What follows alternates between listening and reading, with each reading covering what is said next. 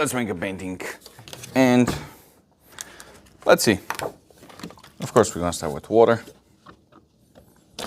on the glass. Flip the page over. A little bit of water on the back too.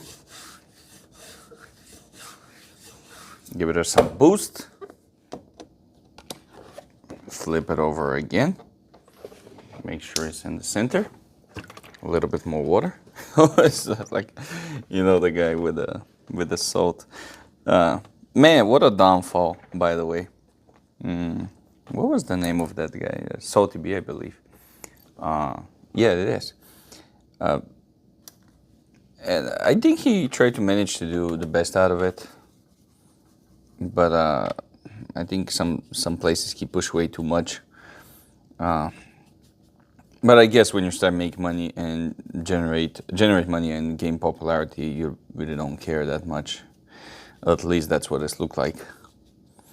It is what it is.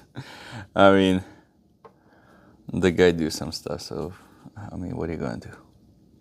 Anyway, it's his problem, not mine. So what we're gonna do is brown, and then black, and then brown again, and then black again, and then whatever this color is, that's kind of blue. But it's gonna be great for clouds. I would just, this is, I mean, I know what it is. I just saying it, but this is like blue, sea blue, black, and some purplish. I know most of the time where the colors are, because my palette is very organized. At least for me, I know which color to expect when I'm taking it. But I like to simplify things. It's like there's no point to do all kind of extra explanation. And by the way, some of the videos that I'm watching, my own videos, excuse me, and that's hilarious, by the way. I'm watching my own videos, but I watch them to see what I like. I found that I repeat so much. Like even now, so much. I repeat so much. So we gotta keep going with the clouds, but I do like to simplify stuff. I don't like to make them more complicated. Here I'm gonna make like little vibration with my hand so we can have a nice wavy grass. There we go.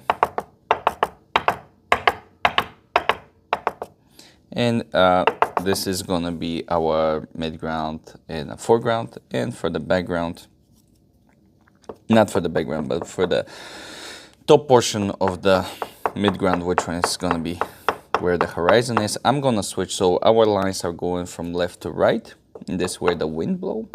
And now I'm gonna make the horizon from right to left. The reason for that is I wanna make the horizon the connection between the ground, the foreground, midground, and the background, which one is the sky in our case. So we got left, right, and now we're gonna have from bottom right to top left the clouds are, because we have a wind here. Excuse me. So we have a wind, so we're gonna try to mimic this, and our wind is going like and it's moving around. So there we go. Of course, we're gonna remove some of the paint now on the top of that clouds. There we go. Here we're gonna extend a little bit. And you see a pretty freely. I try to avoid stressing out too much. Try to be random with the clouds, because these buddies are absolutely random. So there it is, the big mama cloud here. There we go, the second layer of the cloud. We're gonna try to maintain this kind of move. I'm gonna take the thin brush and I'm gonna take very nice color, same color, but I want it to be very transparent. So that means, oops, mistake. Oh boy, mistake. Never mind. Actually, watercolor is very forgivable. We're gonna turn that mistake into defect to effect. There we go. Actually, it's even better with the mistake.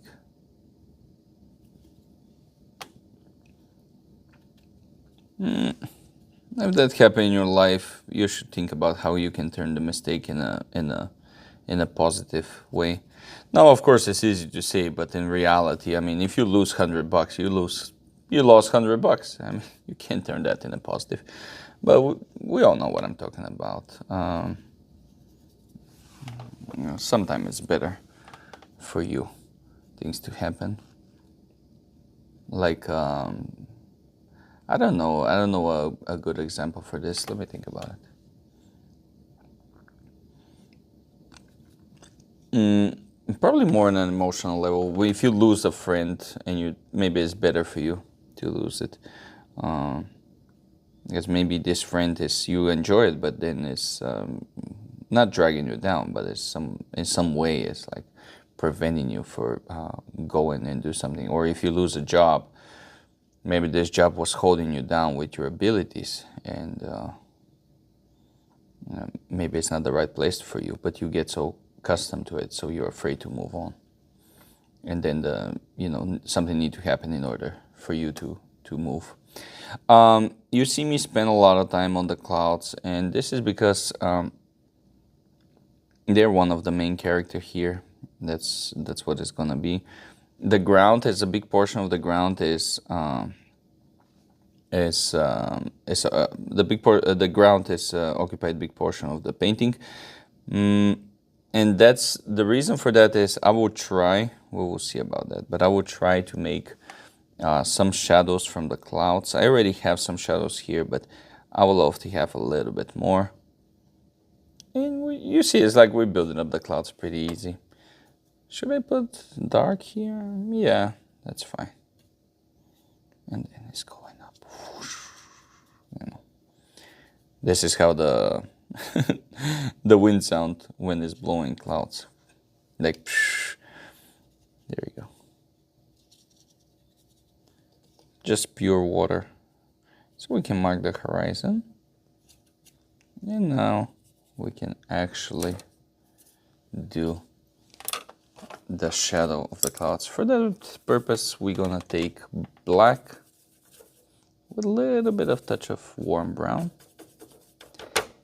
A lot of water because this needs to be transparent.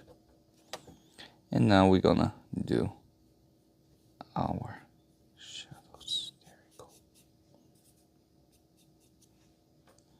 And we have shadow here, here, here, and here. And maybe one baby shadow here. Now, of course, we need to maintain our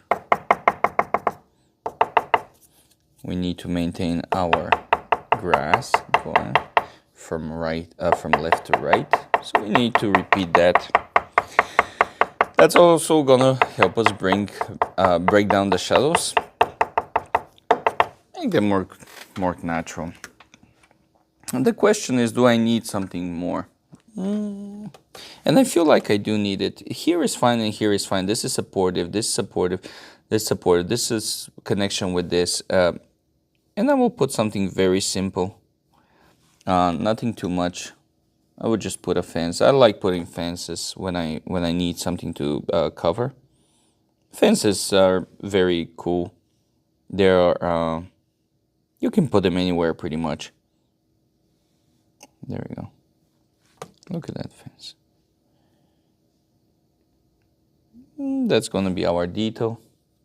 Now, of course, when you put fence, you need to put shadow too. There we go. You need to put throwing shadow, of course.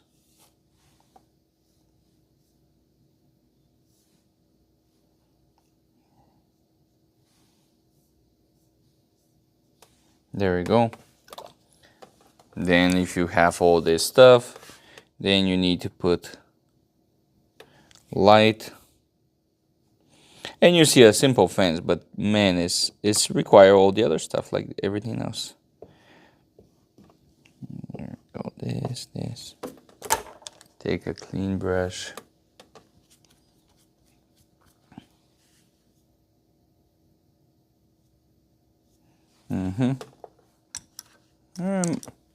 Should we put a red cardinal out here? Why not? There we go. And when we say red cardinal, we really mean like a red dot, pretty much. There we go. Watercolor, abstract, landscape.